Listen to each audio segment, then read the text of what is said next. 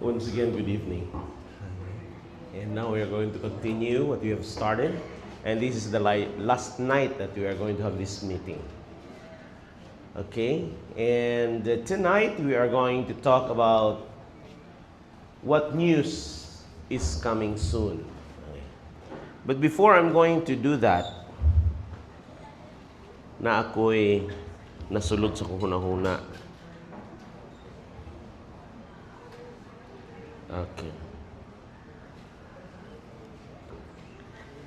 Kining if we kung kita makabalita ta og nindot nga balita, I don't know kung unsa ka ang inyong bation, no.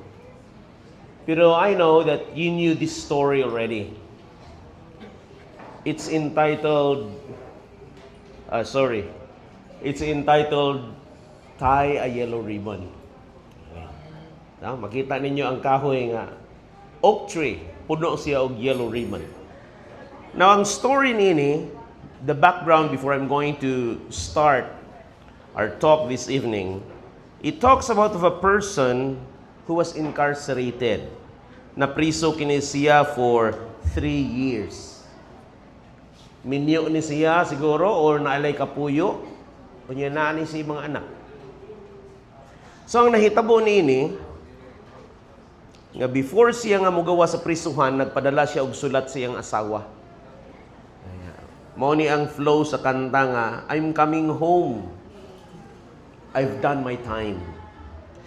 Now I've got to know what is and isn't mine.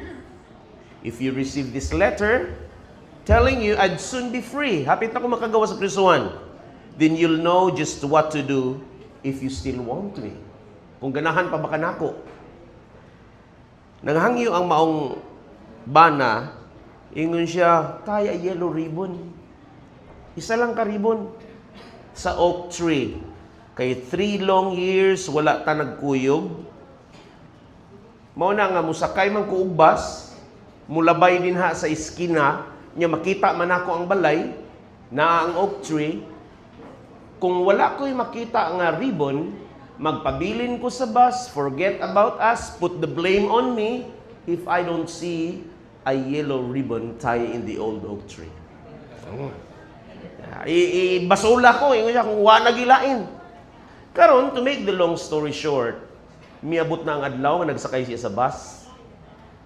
Giingnan niya ang driver, Mr. Driver, dili ko makatahas nga mutanaw sa iskinita kay panghatod naman sila kay mga laya man, daghan ang mga laya. Iniglabay diha, dili ko makatahas nga mutanaw sa iskinita kay basi unya og walay ribbon. Ija hinay-hinay na diha. So diha sa lingkuranan sa bus nagloko siya kay dili siya ganahan nga mutanaw. Hinay-hinay ang bus og liko pag-abot sa iskinita mihunong. Isa unsa man yun? Wa pa day nila nakita, hinay-hinay na pag irog ang bus. Sige tanaw-tanaw gyud. Unya ang mga uban nga mga laya nakahibalo sa iyang sugilanon. Kundi halos ang tanan tuwa sa tubangan. Lugsitan ako na pa yellow ribbon. Pag abot yun sa iskinita, nakita nila na mungi-ngi man og yellow ribbon. Yanog yaw sila tanan. Ingon siya nga, dili, unsa man. Ingon siya, walay usa ka ribbon. Ingon siya, so lang buhaton. Ingon siya, walay usa ka ribbon, pero hundreds of yellow ribbon. Naidaghan. Kundi lipay siya kayo. Sa ato pa ang iyang pagbalik, gi-welcome sa iyang family. Maupod ni, ang ending niini, kung ang pagbalik sa Ginoo gi-welcome ba nato? Okay, we are going to start. What news is coming soon? Now we are going to start it from Christ's ministry in the heavenly sanctuary. In Hebrews 8 verse 1 and 2, now of the things which we have spoken, this is the sum. We have such an high priest who is set on the right hand of the throne of the majesty in heavens. Tuwa sa langit, ang high priest. A minister of the sanctuary. So naa siya dito, mag-minister siya sa sanctuary in heaven. And of the true tabernacle which the Lord pitched and not man. You know the story of the priestly work. Kung imong tan-awon ang Bible, it talks about from whole Old Testament, it talks about the priestly work. In the New Testament, it is only the Gospel and the book of Acts. In Matthew, Mark, Luke, and John, ang high priest din nga ato gyud nga matagaan og konsiderasyon, it is because his name is famous, is Caiaphas. But in Acts, the high priest then is Ananias. So nag-change na ang leadership sa high priest. But after Acts, Romans, onward going to Revelation, you can never read priest. It is only in the book of Hebrews gimension ang high priest 19 times. It is because Christ did the work. Ako nang explain karon. So makita nato karon nga Christ is already in heaven as high priest. Ha? In heaven to minister in the heavenly sanctuary. Karon, when did the priestly work stop? Asa nga higayon nga kini nahunong? When Christ died at the cross. That the veil that separates the holy place and the most holy place, it was torn apart. Ang pagkagisi gikan sa babaw padulong sa ubos. Meaning to say, the function of the priestly work stops. Hunong na diha. You know why? Because Jesus is the last sacrifice. Katubang ilang ginahalad-halad ba nga mga karniro?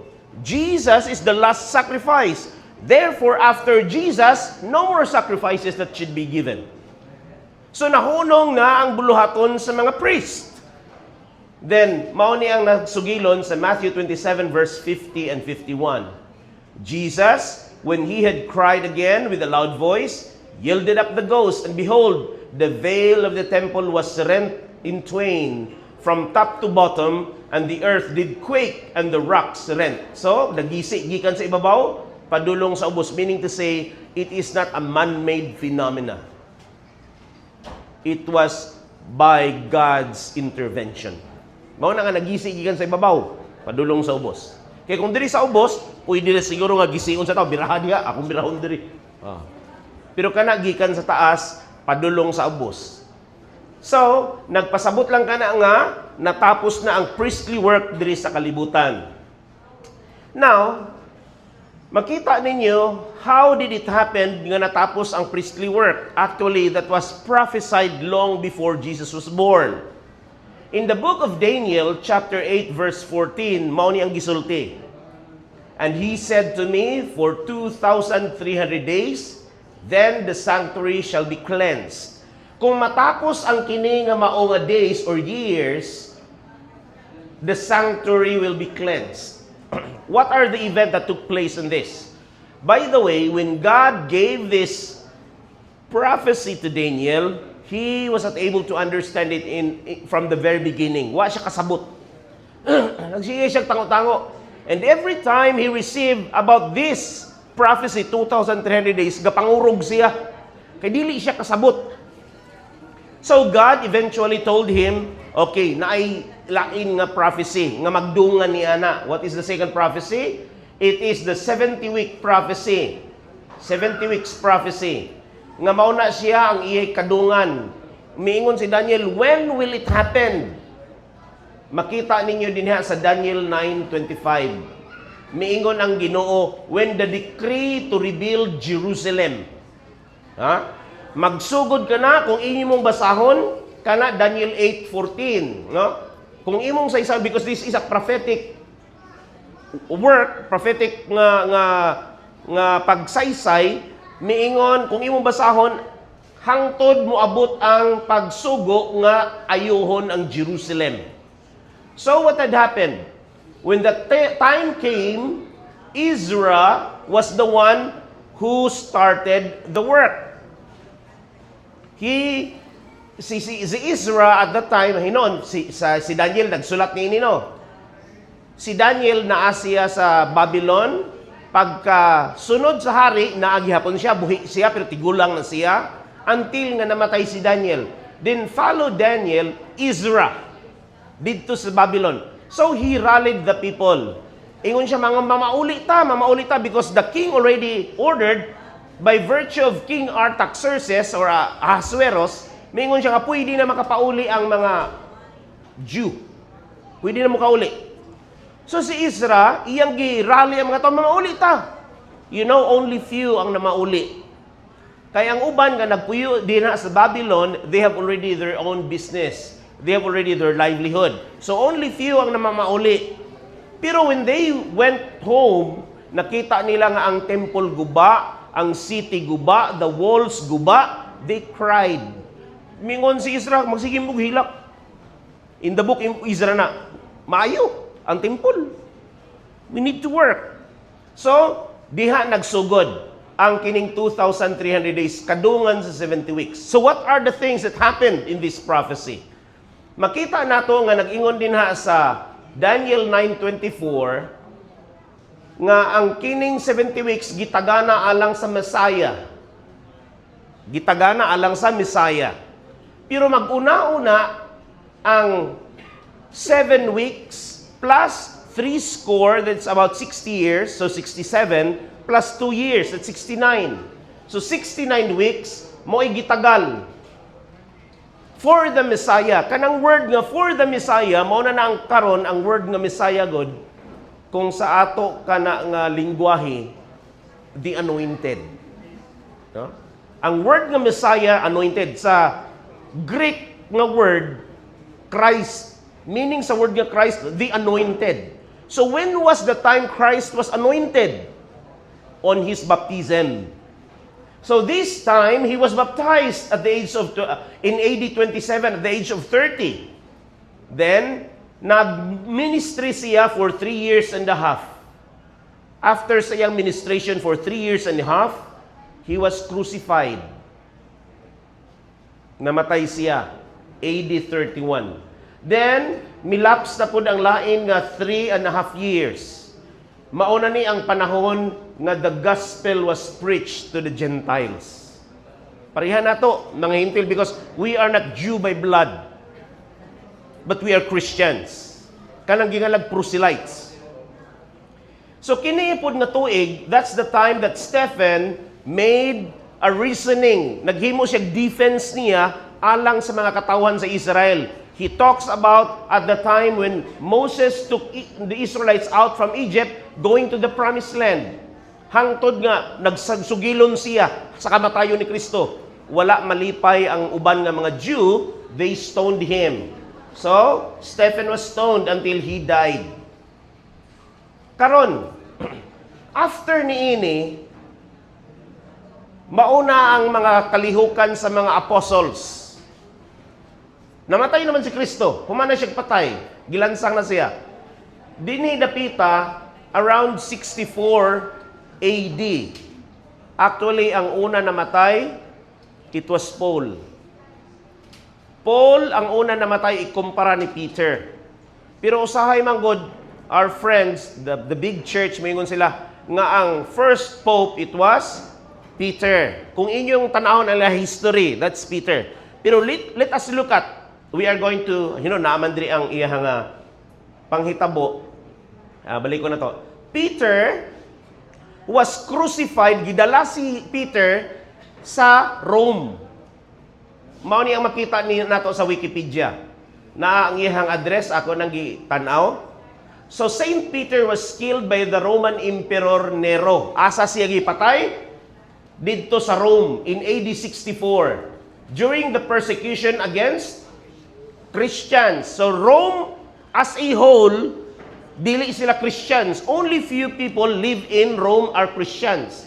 Mao na nga mabasa nimo in the book of Romans, Roman chapter 1 verse 7, nag-address si Paul dito nga naay mga saints in Rome. Ha? Daghan naay ubay-ubay nga mga Christians dito. Onya, ang nahitabo pagyud kung imo pagyud na nga pangitaon, ang site nga diin namatay si Peter, it is in the Vatican Hill. Gilansang siya dito og patuwad.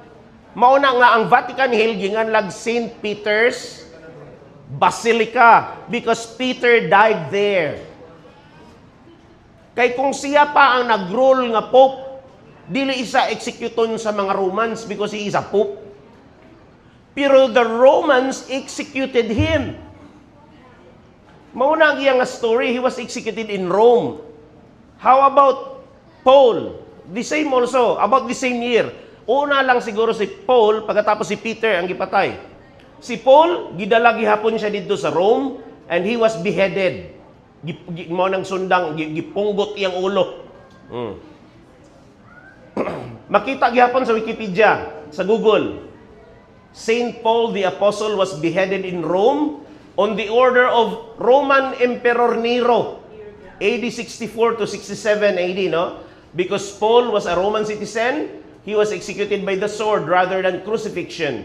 The New Testament does not record the details of his death, but early Christian historians like Eusebius and tradition documents his execution during the Roman persecution following the Great Fire of Rome.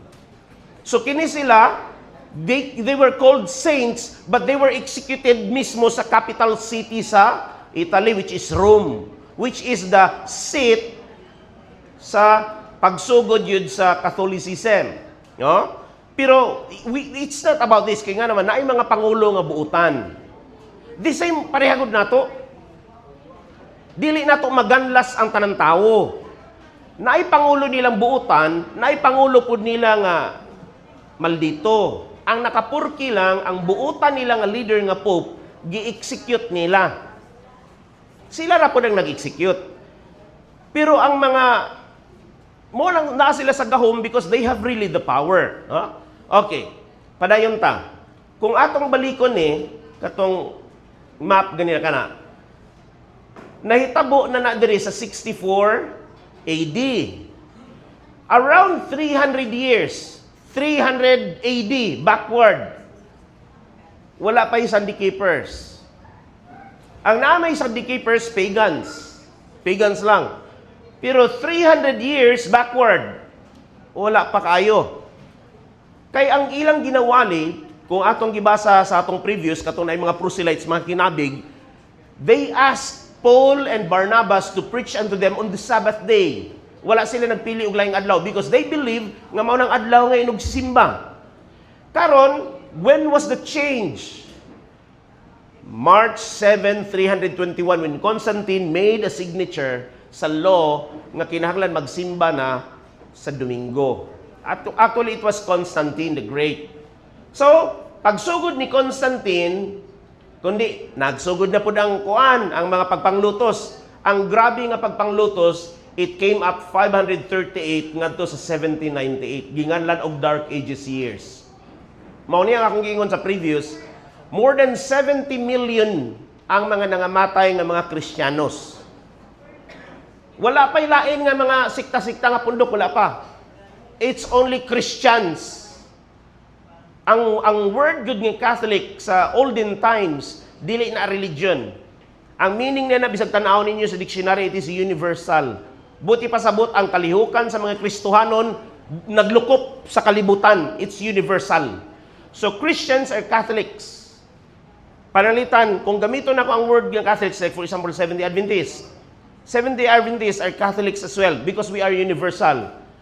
Out of 328, 6 nations lang ang wala masulod sa Adventist. Gamay ratod siya nga pundok, pero daghan mig hospitals. Daghan og colleges, daghan og mga eskwelahan. So it's only out of 128, 128. 6 nations lang ang wala masulod sa Adventism. We are still universal, pero gamay lang. So, mao ni karon ang nahitabo. Ang Dark Ages, daghan kayong gipamatay. Pero balik ta sa 2,300 days. Mutapos ang 2,300 days sa tuig 1844. Remember this.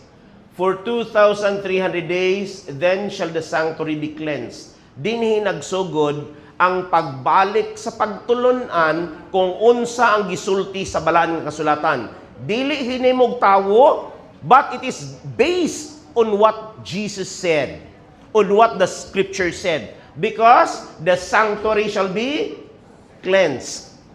It was cleansed in heaven, but the doctrine, muhinahinay siya og kaputli. And on this year, mao ang pagsugod sa pagwali sa second coming. Long before, kung iatrasan nimo 1844 backwards, nobody is preaching about the second coming of Christ.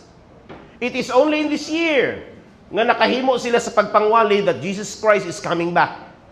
Pero ang nahitabo, sayop lang sila kay kana kunong tuig gyud October 22, 1844. Mao na ang Advent awakening. Ang word meaning Advent nagapaabot. Waiting for the coming. Mao nang Advent. Wa man miabot. So desperado sila. Nahimo sila nga naguol. Pero lo and behold, ang nahitabo sa pagsugod nato that Jesus Christ was ministering on the most holy place. Dili di siya mubalik. Mag-minister siya dito sa most holy place. Okay, we are going to continue. Humanana. Okay, humanana. Okay. So, next chapter, we are going to cover about the second coming. Kay mao naman na yung giwali. After sa katapusan sa 2,300 days. So, ang mga tao na giwalihan. Pagpangwali, lipay kay mga tao. Pero ang ilahang kalipay, mura baog, ila bang gihimo sa ilang kaugalingon nga desisyon nga walay bay labot ang Ginoo. Kaya nga naman, nag-ingon ang Biblia nga ang Diyos muhatag og white raiment. Muhatag siya og robe of righteousness. So what they did, because they were touched by the sermon nga moabot si Kristo, they sold their properties. Kaya nga naman, hapit na moabot ang Ginoo. And they bought themselves white raiment. It was not God who gave the white raiment. It was their choice nga nagpatahi sila, nga nagsulob sila og puti nga sanina. So sayop, kay ang Biblia nag-ingon, God is going to give the raiment, the robe of righteousness. Dili ipahimo na to, ipatahi sa mga sastre. Wala din handapita. So, timani that Christ is in heaven. Gi-consider siya nga high priest. He is in heaven. A minister of the sanctuary. Dito siya misulod. Dili siya ingon nga mubalik diri sa yuta. Mao na nga, ang uban nga mga pioneers, dili di si Kristo di ay mo balik. Musulod di siya sa most holy place, kay mag-minister. So, unsa man ang mga event that will take place, unsa man ang sulod sa mga giwali, sa mga pioneers, sumala sa Biblia. Mauni ka ang content about the second coming of Christ. Na? Sa dili pa moabot ng katapusan, in Hebrews 8, verse 10, by the way, na ako'y nalimtan di gahapon, na imiingon sa ako nga pastor, katubang imong text nga usaba, sayop man to, I stand corrected for that, kaya wala na ako ma-change. Ang supposed to be Psalm 24, nahimo na kong Proverbs 24:1. Supposed to be Psalm 24:1. Katubang, ang Diyos mo'y tag-iya sa kalibutan. Okay, kindly correct your text there. Supposed to be Psalm 24 verse 1. Dili na Proverbs, ha? O dili na Proverbs. Okay, balik ta dire. For this is the covenant that I will make with the house of Israel after those days, saith the Lord. I will put my laws into their mind and write them in their hearts. Ang mga tao, timani, naay kaligot-got ang yawa, no? Sa itong gitunan gabi, unsa ang iyang kaligot-got, unsa iyang gikasukan, ang mga tao nga naay law sa Ginoo, og naay pagtuo ni Jesus. Karon kini, miingon ang Ginoo, miingon si Jesus, I will put the law, I will write it in their mind, and write them in their hearts. Isulat sa Ginoo. Okay, mao na ni karon. Kung kining akong laptop, like yesterday, paghimo na ako, na-delete man ako, mao tong na-late ko gahapon.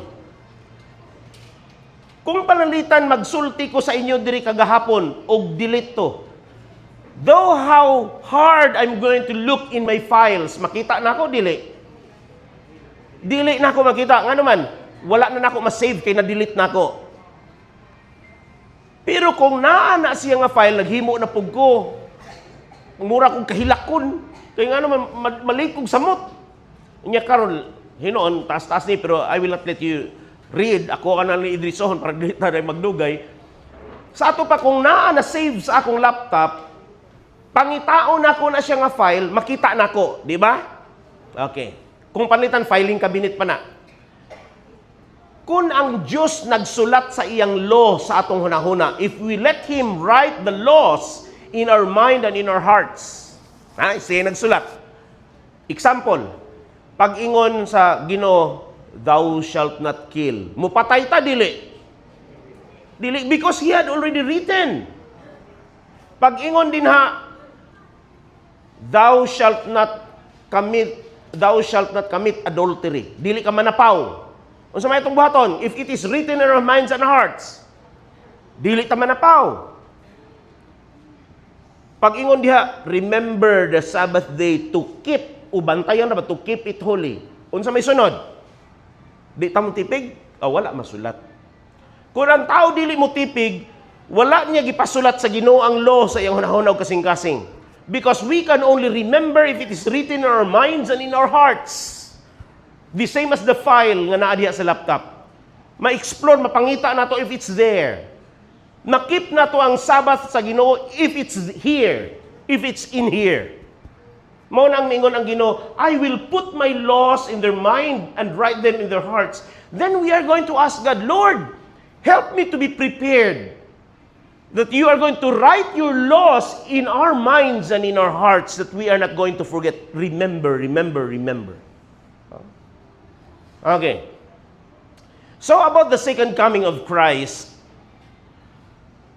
dito si Kristo miingon sa iyang mga tinunan nga, sugata ko ninyo dito sa Olivet. Og ang mga tao dito nag-gather sa Mount of Olives. And this is what transpired if we are going to read Acts 1 verse 11. And while they looked steadfastly toward heaven as he went up, nahinay na si Jesus og saka. Behold, two men stood by them in white apparel, which also said, Ye men of Galilee, why stand ye gazing up into heaven? The same Jesus, which is taken up from you into heaven, shall so come in like manner as ye have seen him go into heaven. So if Jesus was raised into heaven and you have seen him, if he comes back in the same manner, you can also see him. Makita nato siya. So, even in the book of Revelation, chapter 1, verse 7, Behold, he cometh with clouds, and every eye shall see him, and they also which pierced him, and all kindreds of the earth shall wail because of him. Even so, amen. So all eyes will be able to behold when he comes.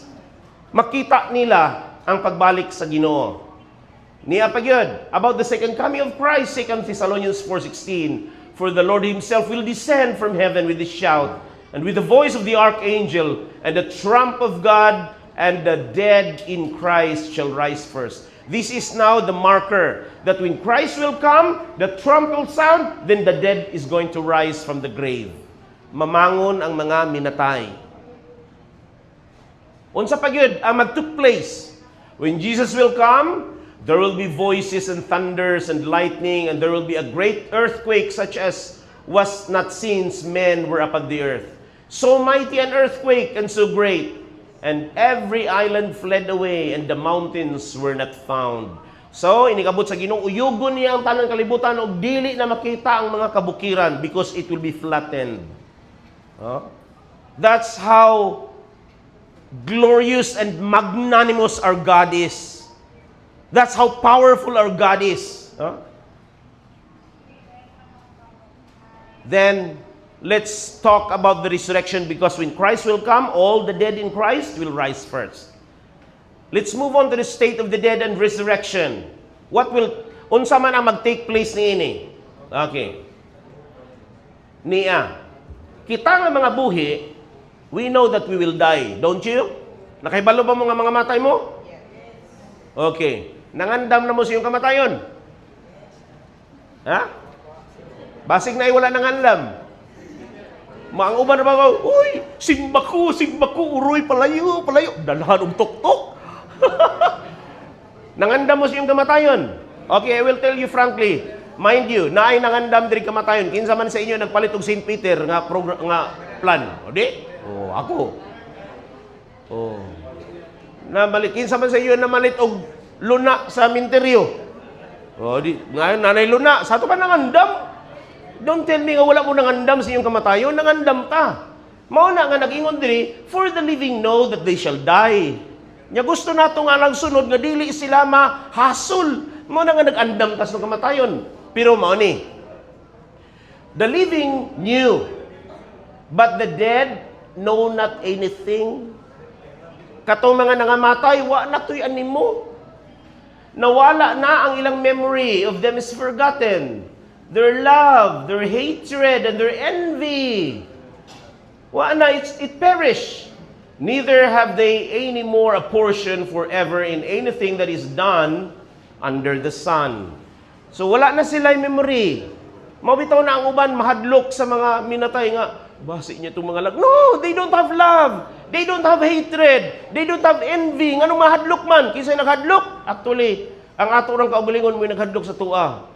Kaya kung parehagod na ako, to tell you frankly, I don't like to watch horror movies. Ang uban, ganahan mo tanong horror movies, magkaon pa. Magsigag yun ang mata ako, dili, magkurog-kurog ko. You know why? Because if I sleep in the evening, magdamgo ko, magkurog naman ako. Yeah, basi, parang kurumon ko, mamatay na ako. No, I don't like to watch horror movies. Kaya makahinumdum ko. Oh. Pero mao na, ang naghadlok sa itong kagalingon is only our mind. Tungod ni ini mag-milagro ning mga patay. But the dead know not anything, according to Ecclesiastes 9, verse 5 and 6. Then, atong palayunon, why is it nga giintra kini sa pagpangwali sa una about the second coming of Christ? Because when the people died, nakakita na ko og mga tao kana bang magtangis man na sa Ilonggo, sa Cebuano kanang magminatay, kana ganing magsigigiyaw-yaw, ikaw nito matay, dili ba ta kaayan yun. Unya kana bang hapit na itunod dito sa lubong ba? Ayaw sa. Ayaw mo kuyog. Ayaw sa. Kaulan mo naman kayo. Ayaw sa lagi. Nahagbong rito ang kuwan. Ayaw sa tabo niyo. Puro lang ayaw. Ang gihimo gituklod. Kay mo kuyog man lagi ko no. Ngano gituklod lang ko ninyo. Di na pa sigunahan ka ngano gituklod siya. Oh. Mga nausahay ba? Gina-attach niya po na itong kaglingon ngadto sa mga tao nga patay nga wala na sila panimuot. Because supposed to be, those dead individuals, we are going to entrust them in the hand of our Maker. Because He owns life. So that we can move on. Ang patay atong itugyan sing kamot, Ginoo, among itugyan ang patay sing kamot nga hopefully at the time of the resurrection, imo nang pabangonon. That's supposed to be. Kaya nga naman, we don't own life. Mao na si Kristo miingon, I am the way, the truth, and the life. Ako ang dalan, ang kamaturan, ug ang kinabuhi because He owns life. Kita, we don't own life. Namalit tragadi tag yuta aron kalubngan, namalit tag plan aron nga mahapsay ta, but we don't own life. So let's put the lives of those who die ahead of us in the hands of our Maker because He knows exactly kung unsay ang ayan alang kanila. Okay. Mao ni ang uban, ingon si Paul, but I would not have you to be ignorant, brethren, concerning them which are asleep, that ye sorrow not, even as others which have no hope. Kaya naman, sigig minatay. Usa na kasimana, sigig hapog hilak. Usa na kabulan, sigig hapog hilak. Kung magsigig kag hilak, mabuhi ang namatay. No. Mao nang mingon si Pablo nga, wa man di paglaom. Mao nang nagpaday siya, for if we believe that Jesus died and rose again, even so them which are asleep in Jesus will God bring with Him. Ang katong mga nangamatay, He talks about sleep. Kaya nga naman, siya ra gyud ang makapukaw. Kita dili man ta makapukaw because we have no power. Pero siya ra gyud ang makapukaw. Kaya ayaw ninyo wag tanga inyong paglaom. Oh. Kay inigabot sa Ginoo, for this we say unto you by the word of the Lord, that we which are alive and remain unto the coming of the Lord. Sa ato pa inigabot sa Ginoo na mabilin yun yung buhi.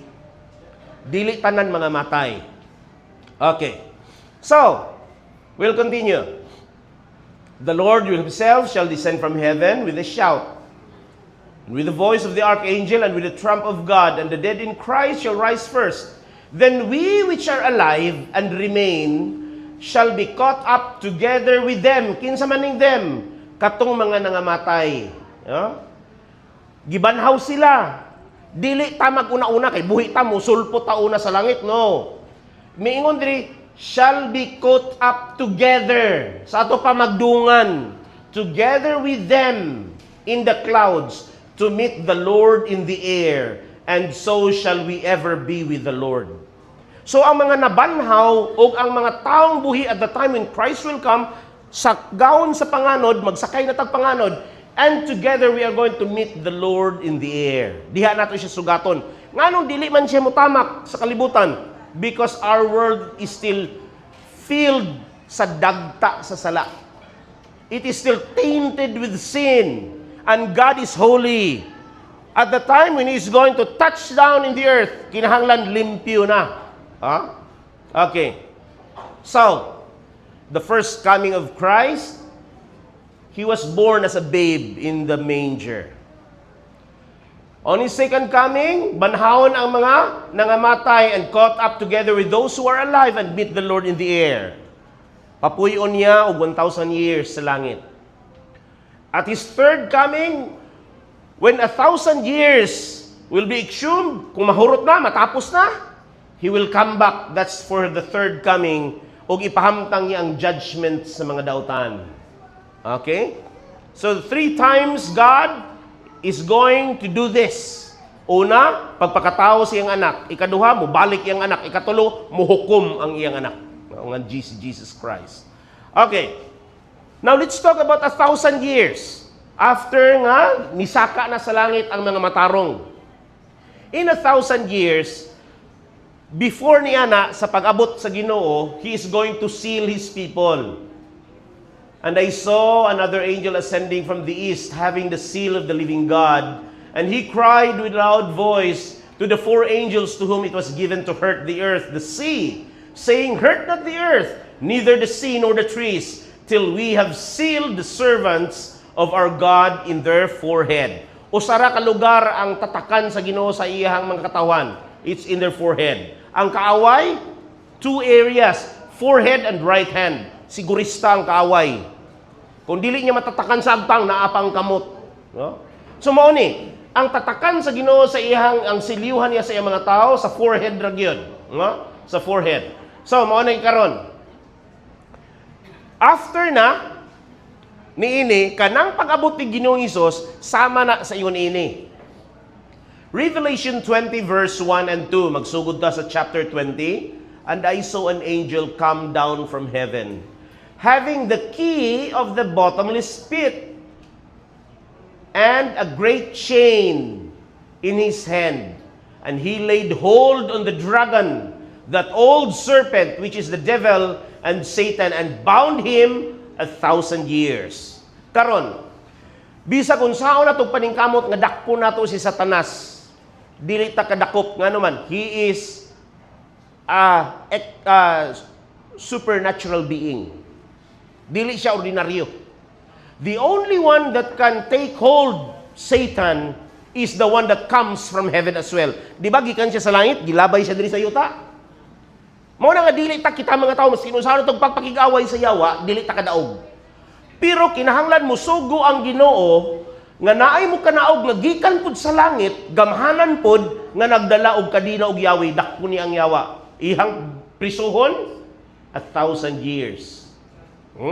So to make the long story short, may gunana, manaog siya, dakpo niya ang yawa, og iyang gapuson. Pero that is a prophecy. Ato na isa-isay tagsa-tagsaon niya. Okay.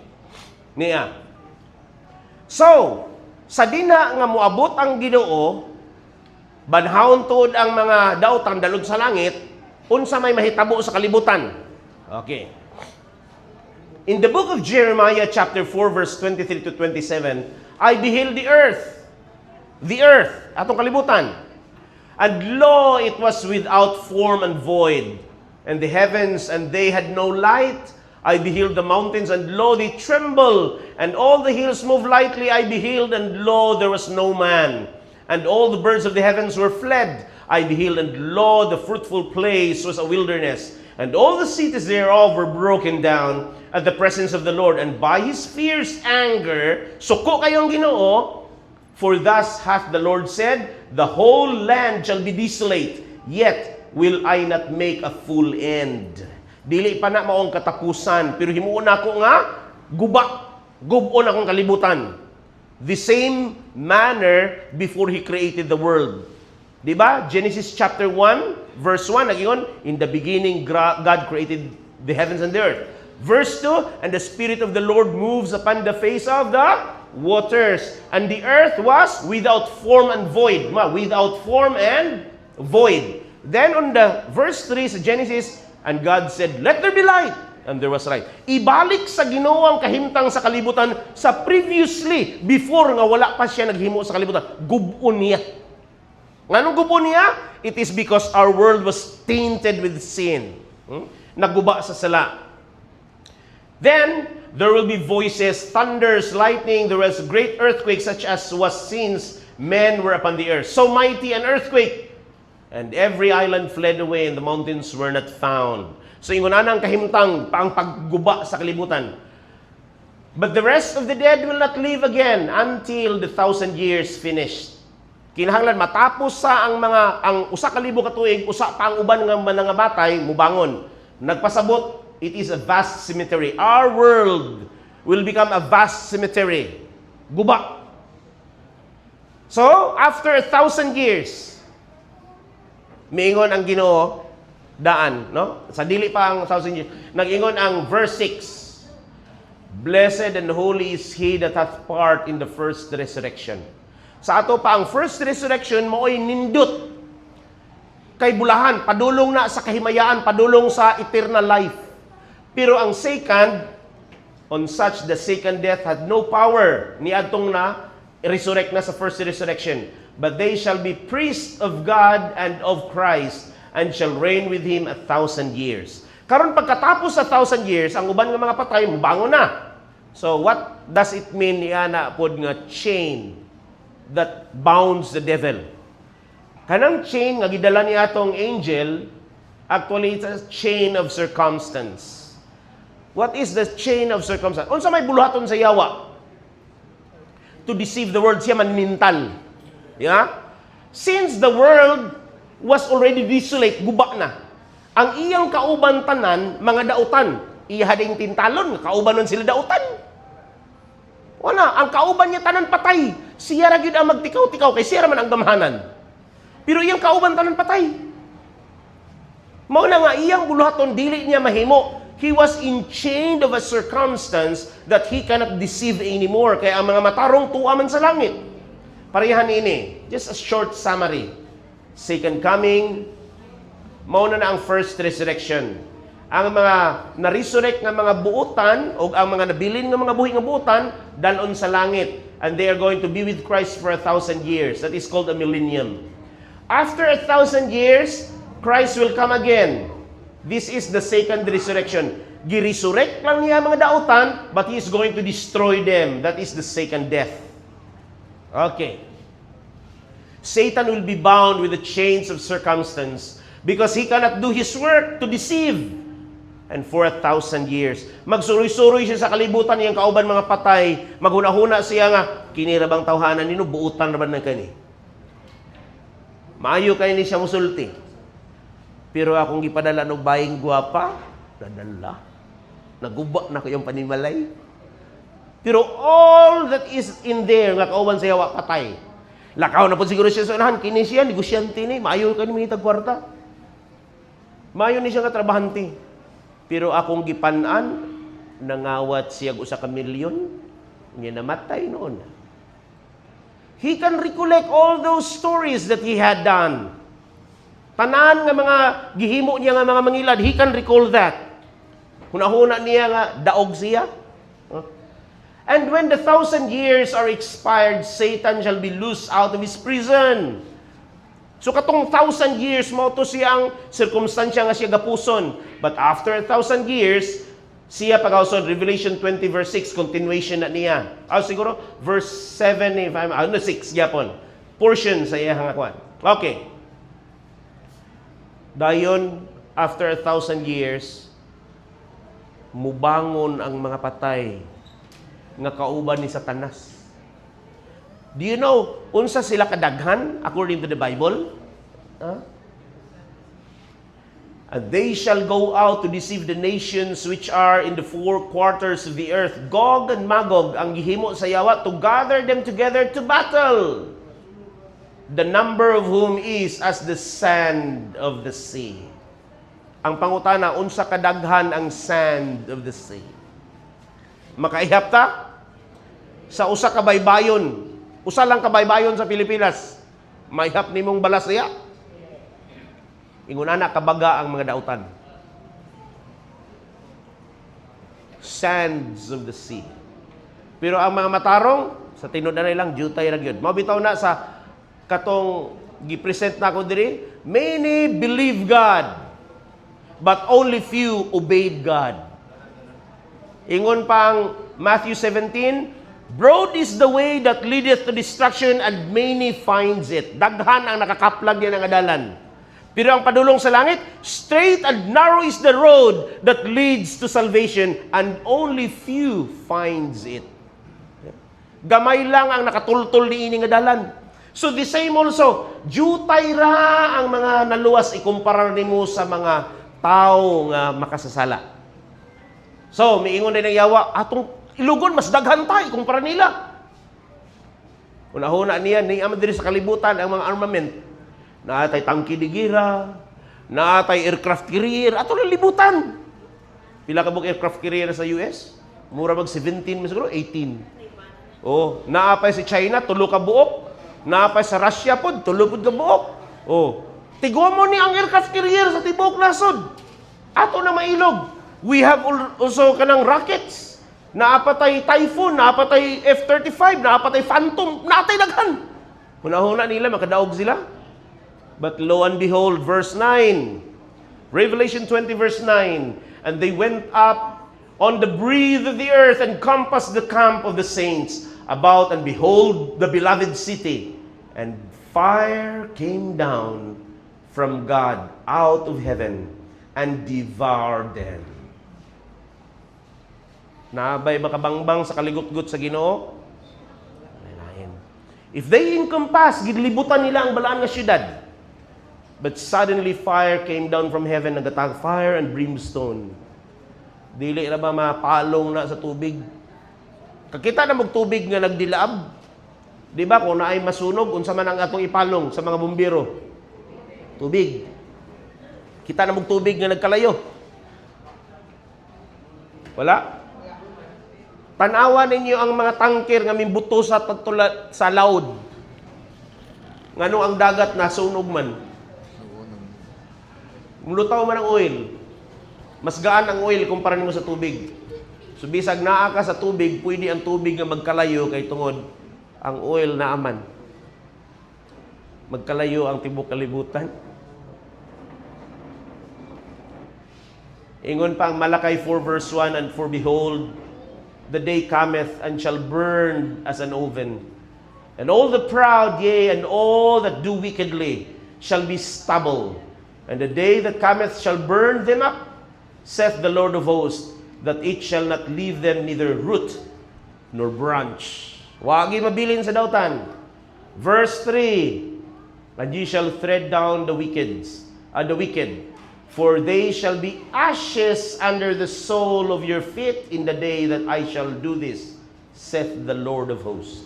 So ang mga dautan, mahimo sila nga ashes under the sole of your feet. Inigawas sa balaang syudad, human masunog, abo na. Manglakaw sila, humok, kay nga naman, abo. Pero dili man hugaw ang abo, kay sterile man ang abo. Diba? Sterile ang abo.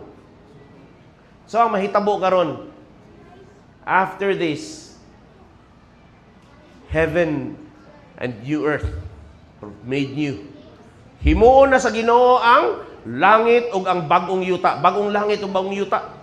Papuy-an niya sa imong katawhan. Pero karon, after ni ana, ang mga tao mangita man gyud ta sa atong mga hinigugma.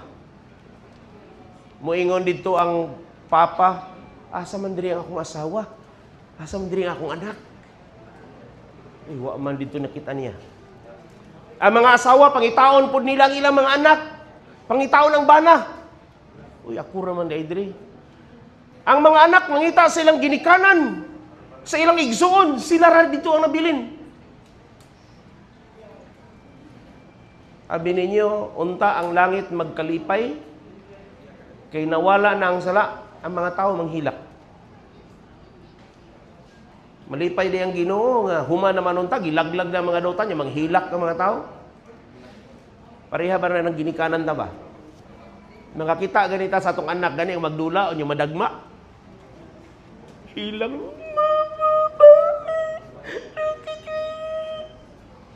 ingon din ang mamatahan na. Sakit pa? Wala na. Gihuyop ra. Papa, pero sa Ginoo dili unsa yang gingon. And God shall wipe away all tears from their eyes. May mga sa tahan na anak. Ayaw naghilak. Siya gyud mismo ang mutrapong tagsa-tagsa because He was the one who created man in the first place. Sakto na. I already died for you. Human na ang kasakit, human ang kagulanan, human ang kamatayon. Manatahan anak. God shall wipe away all tears from their eyes, and there shall be no more death, neither sorrow nor crying, neither shall there be any more pain, for the former things are passed away. After ang Ginoo magtrapo sa mga luha, dili na ta makahinumdum og kasakit. Mukalma na ta. And we are going to face another challenge in life, which is the new heaven and new earth. Kanang challenge is living with God throughout all eternity. Og nag-ingon pa ang Isaiah 65:17, for behold, I create new heavens and a new earth. And the former shall not be remembered, nor come into mind. All the things that you have experienced while you are still alive in this world can never be remembered. Dili na mahinumduman. No? Mao na mga pinalangga, mga hinigugma. The first one, when God saw the wickedness of man, nagpadala siya og worldwide flood.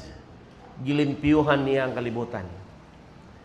And now, ang sunod nga atong ginaatubang karon, it is fire. He is going to cleanse the world from this world, from the wickedness of man. Ipadala niya ang fire and brimstone. Ma-sterilize ang kalibutan aron wala na dagta sa sala. Mahimo na sila nga abo sa mga lapalapa sa atong mga tiil. And this evening, this is Jesus calling. Jesus is calling you tonight to give your heart to Him. He wants you to be with Him in that holy city. Gusto ang Ginoo nga makig-uban kaninyo. Kanako, nining kagabion, aron kung moabot man gani ka ng paglaglag sa kalibutan, gusto niya nga naata sa balaang syudad. Dili ta madutlan niya ng kalayo nga supre. And He is inviting us. And this evening, God is talking to you in a way that we are going to respond His call. Sa mga previous nato nga mga gipangtun-an, na ay mga panguna-huna siguro nga nagduha-duha mo. But mind you, sa katapusan nga panghitabo sa kalibutan, dili siya maayo nga ikaistorya. Kay tungod mangilad ang mahitabo. But our security is only in the hand of Jesus. If we are going to give our life to Him, He will surely defend us. O walay lain yung makabawi ka nato diha sa iyang kamot. Bisan ang yawa, dili na makapildi ka nato. If we are in the hands of God. So let us make our choice. Kung sa inyong mga panghuna-huna, mga pinalangga, that you are convicted by the call of Christ, na aming ihipanghatag nga itong checklist to? I already gave them, Pastor. Yeah. So, They can fill it up. you can fill it up. Remember this, that everything that we talk about here, it's about for the salvation and for the salvation of mankind. May the Lord bless us, and we are going to love Him even more. God bless us all.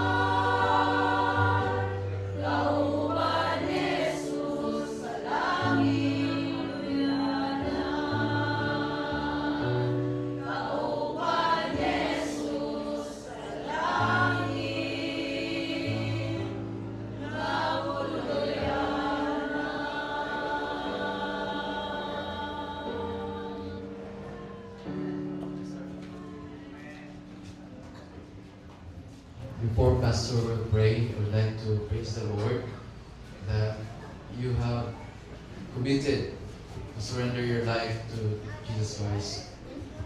And this is an act of humility an act that you have understood the gospel and you have allowed the Holy Spirit to work in your life. I hope that the parable of the sower, nandito sa kamag-uuma, nagsabuag siya mga liso. Then, ang umang liso, wala pa kayo kagamot, nilupad sa malanggam, o idala, wala gid siya nagtubo. Ubang nga liso nga gipugas sa farmer kay natumong sa kabatuan. Ang ubang bato, napaman siya yuta. Nagkagamot siya, pero wala nagdugay. Kapag abot sa kainit, nalaya siya kay ang iyahang nagawat nga pulong, wala nakagamot o maayo. O ay natulong nga liso, natagak dito po sa yuta, apan ipalibutan o mga kasimilitan, mga weeds, tunok.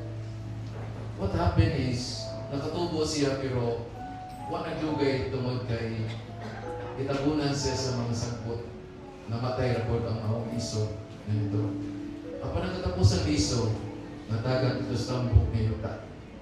O kinitambok ng yuta, nakapatumbok sa mga liso. O maong liso, nahimo, nakahoy, o dayon ang mga.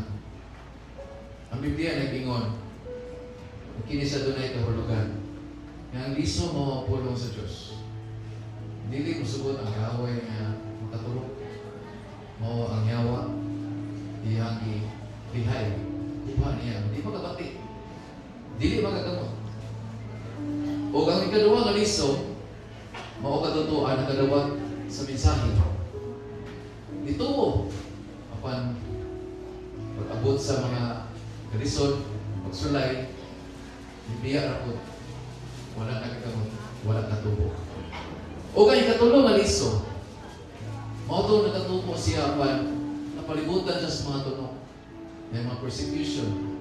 Mao ni siya paghubad ni Ginisos sa mga parabol na mga persecution, mao'y nakapalong sa iyang pagtuo. Apan nakatong katapusang liso, nagtarong dito sa tambok na yuta, nakatubo gid siya, kung nagadako gid siya, o kini siya mao kini ang atong pagtuo sa matong liso.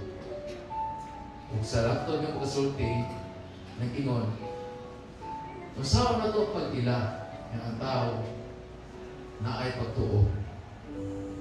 Naingon niya sa Galacia na mailan na to ang tao na diin ay pagtuo ug naa ang balang Espiritu, because there's the fruit of the Holy Spirit. Doon nimo ang balang Espiritu magapamunga. Love, peace, hope, joy, self-control, peace, and so on and onwards. I hope that the message will not fall on that stony ground, will not fall on the thorny ground, but on a healthy and good ground. That we, with our faith, we will grow. In working of the Holy Spirit, we will bear its fruits. Pastor, this is your final prayer tonight. Shall we all rise?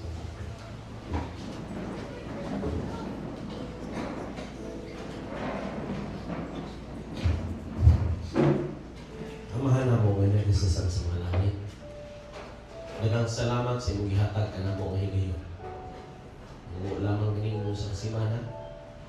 Apan salamat sa mga mensahe na mo sa mga natulong ngadto sa imong mga tawhan. Handom na mo Diyos ang langit. Gas gusto kami ng makapuyo din ang lugar. Pinatabangi kami ng magmatinod araw at tinumanon niya kanino. Kaban sa pimuro sa kong panimalay. Nakining panalangin ng mga dawat din napita mabalo na mo. Kung sa pamagi ng mga likod sa mga pagtuo, hantod sa adlaw sa mga kaparihan. Bulag-bulag kami upang sa palangin ng grasya proteksyon. Daghang salamat sa imo pagpakamatay sa Kalbaryo sa Cross. Imo gilukat kami sa lahat. Kung sa imo niya nakitagaan mo kami uniyon sa pagpagpo sa Pilipinas. Salamat sa pagkabang May gabi ka nito tanan.